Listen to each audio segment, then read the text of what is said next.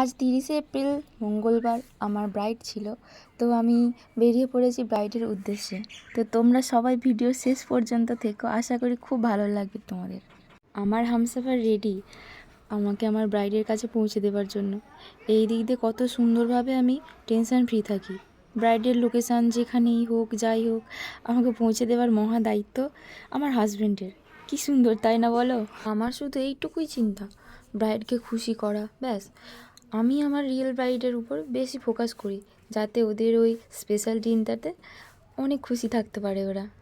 এই দিনে মারাত্মক গরম ছিল, মানে আমরা যে বাইকে করে যাচ্ছি আর মুখে হাওয়াটা লাগছে, পুরো মুখ জ্বলে যাচ্ছে, মানে এতটাই রোদের টেম্পার ছিল। আর আমরা বেরিয়েছিলাম 4টের সময় করে, বিকেল বিকেল হয়ে গেছিলো তাও। এইবারও গাড়ি চালাতে চালাতে পিছন দিকে ঘুরে বলে মুখ পুরো জ্বলে যাচ্ছে বলো। আমি বলছিলাম হ্যাঁ, আমি তাও মাস্ক পরেছিলাম, আর ও তো মাস্ক চশমা কিছুই পরবে না, মানে পরবে না কি, ও থাকলেও আর খুঁজে পাবে না পরের দিন, এরকম ব্যাপার। আর ও আমাকে জিজ্ঞেস করছিল খাবে, খিদে পাচ্ছে, আর আমি তখন 12টায় খেয়েছি, আর তখন 4:30 বাজে, আমার খিদে পাচ্ছিল। আর আমরা 1 প্লেট বিরিয়ানি দুজনে খাই।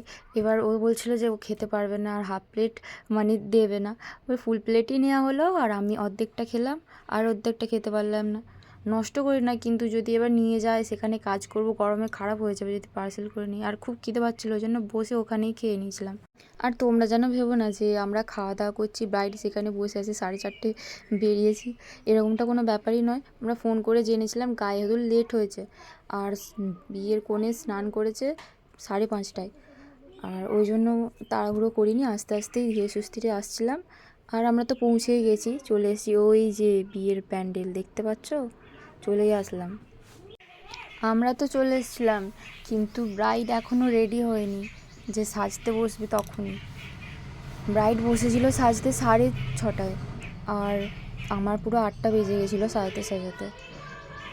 আমরা দাঁড়িয়ে অপেক্ষা করছিলাম ব্রাইডের জন্য।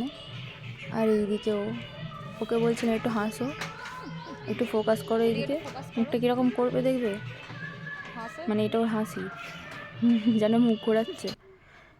আর এই যে আমি দাঁড়িয়ে দাঁড়িয়ে ঘুরছিলাম এই দিক ওই দিক, ব্রাইড কেন আসছে না, কি হবে এরকম ভাবছিলাম, কখন সাজাবো।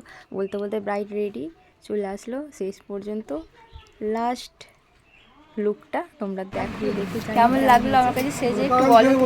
খুব সুন্দর লেগেছে।